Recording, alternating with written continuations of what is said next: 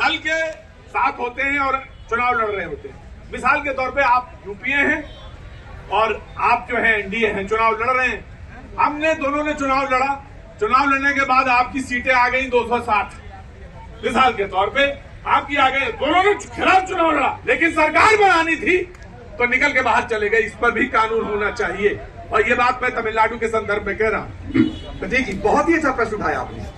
इस विषय को सुप्रीम कोर्ट ने बड़ी बारीकी से इस पे जजमेंट किया है।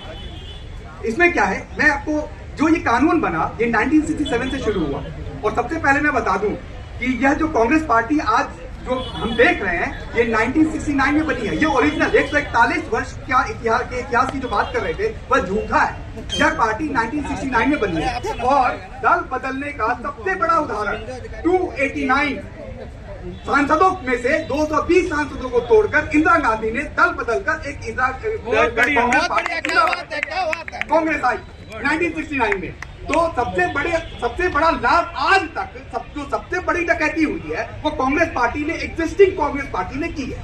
सिर्फ 60 बच गए थे। जो असली जो कांग्रेस पार्टी थी उसमें से 289 सांसदों में सिर्फ 60 बच गए, 220 अलग चले गए और उसे एक नई पार्टी का नाम दे दिया गया। तो इसे कहा गया पॉलिटिकल रीअलाइनमेंट।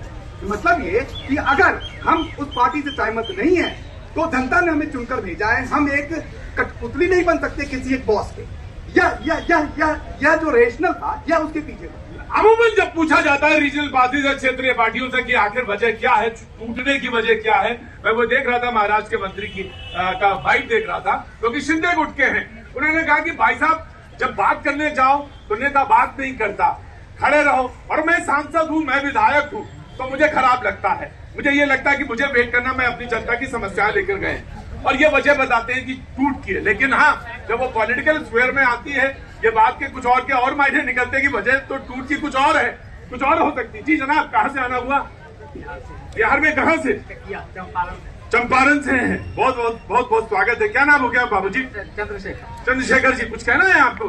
क्या कहेंगे सर, तो यही कहना चाह रहे हैं कि आज जो बच्चे जो एक्सीडेंट हो रहे हैं, आग से जल रहे हैं, चाहे होटल में जल रहा है, ये जितने लोग हैं शिक्षित लोग हैं।